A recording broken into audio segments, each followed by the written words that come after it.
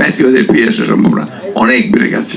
ফ্যাসিবাদ পরাজিত হয়েছে, ফ্যাসিবাদ যে কোনো সময় আবার ফিরে আসতে পারে। হ্যালো এভরিওয়ান, কেমন আছেন সবাই? Welcome to another video. So guys, আজকে আপনাদের সাথে খুবই ইন্টারেস্টিং একটা বিষয় নিয়ে কথা বলবো, আর সেটা হচ্ছে যে গত 5ই আগস্ট আওয়ামী লীগ ক্ষমতাচ্যুত হওয়ার পরে বিশেষ করে আওয়ামী লীগকে নিয়ে বাংলাদেশে চলে বিভিন্ন ধরনের আলোচনা সমালোচনা, এবং এরপরেই অন্তর্বর্তীকালীন সরকার হয়েছে, 3 মাস অতিক্রম হয়ে গিয়েছে, প্রায় 4 মাসের কাছাকাছি প্রায়। তো এই 3 মাস বা 4 মাসের ভিতরে অনেক ধরনের কথাবার্তা শোনা গিয়েছে এবং অনেকে অনেক ধরনের আলোচনাও করেছেন। তারা বলেছেন যে আওয়ামী লীগ হয়তো আবার ফিরে আসবে। বিশেষ করে আওয়ামী লীগের সমর্থক যারা ছিল তারা এই বিষয়টা সম্পর্কে অনেক ধরনের কথাবার্তা বলেছেন যে আওয়ামী লীগের ফিরে আসার সম্ভাবনা রয়েছে বা আওয়ামী লীগ ফিরে আসবে। অনেকে এমনও বলেছেন যে আজ হোক বা 5 বছর 10 বছর পরে হোক আওয়ামী লীগ আবারও আসবে। তবে এবার আওয়ামী লীগের এই যে টপিকটা যে ফিরে আসবে, তারা এই বিষয়টা নিয়ে কথা বললেন বিএনপির মহাসচিব মির্জা ফখরুল ইসলাম, এবং তিনি বললেন যে আওয়ামী লীগ খুব দ্রুতই ফিরে আসবে। আমরা যে কার্যকলাপ শুরু করেছি বা বাংলাদেশের যে অবস্থা চলছে, যদি এরকমই চলতে থাকে তাহলে খুব শীঘ্রই হয়তো আবার তারা ফিরে আসবে। এবং তিনি বললেন যে বাংলাদেশের বর্তমান যেই পরিস্থিতি অস্থিতিশীল হয়ে গিয়েছে, এটা মানে পুরোপুরি চক্রান্ত করে করা হচ্ছে, এটাও একটা ষড়যন্ত্র। তাই তিনি বলেছেন যে বাংলার মানুষ যাতে শান্ত থেকে সব বিষয়গুলি, সম্পূর্ণ বিষয়গুলি যতগুলো বিষয় আছে বা বর্তমান বাংলাদেশে যেই পরিস্থিতি, এখন যেই কর্মকাণ্ডগুলো ঘটছে, এগুলো শান্ত মস্তিষ্কে তারা গ্রহণ করতে বলেছেন এবং ভেবেচিন্তে পদক্ষেপ গ্রহণ করতে বলেছেন অন্তর্বর্তীকালীন সরকার ও বাংলাদেশের জনগণকে।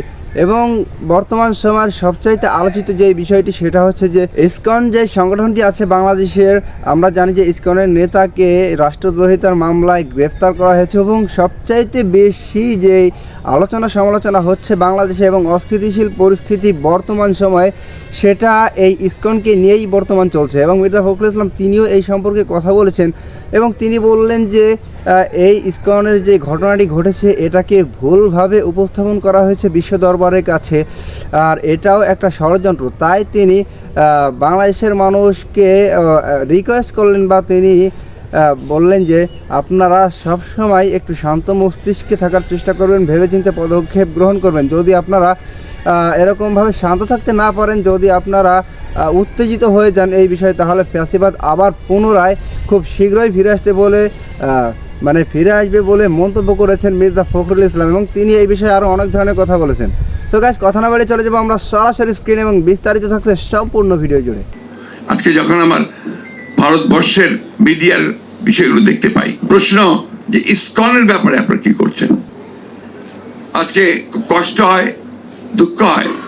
আমি এখানে আসার আগে আমার বাসায় সঞ্জিদা এসেছিল। সঞ্জিদাকে আপনারা অনেকে চেনেন, মায়ের ডাকের সঞ্জিদা।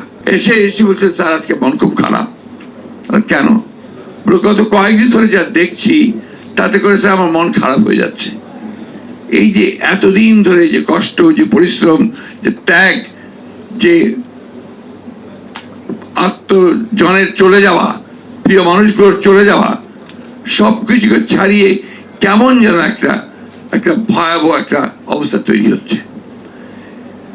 আমার মনে হয় এটা অত্যন্ত আপনার পরিকল্পিতভাবেই এই অবস্থাটা সৃষ্টি করা হচ্ছে, এবং সেটা করছে যে পতিত ফ্যাসিবাদ, তারাই আজকে এই অবস্থাটা তৈরি করছে।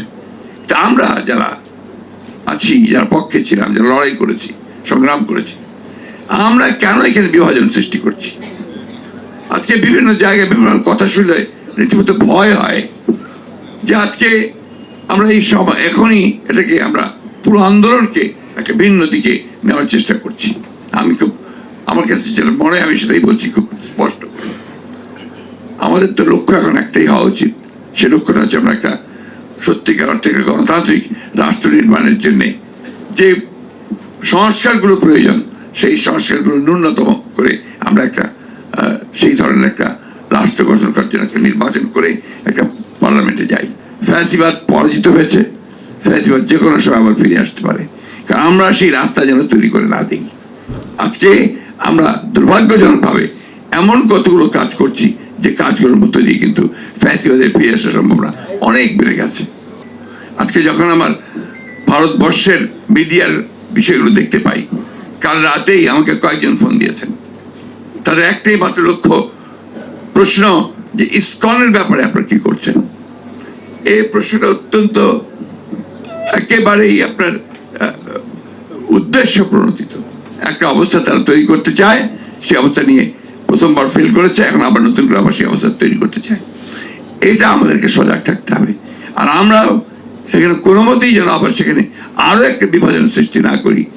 এখন যেটা এই মুহূর্তে যেটা প্রয়োজন, সবাইকে শান্ত থেকে বিষয়গুলোকে অনুধাবন করে আমাদের ধীরে ধীরে এগিয়ে যাওয়া এবং সবাইকে সঙ্গে নিয়ে সামনের দিকে আগানো।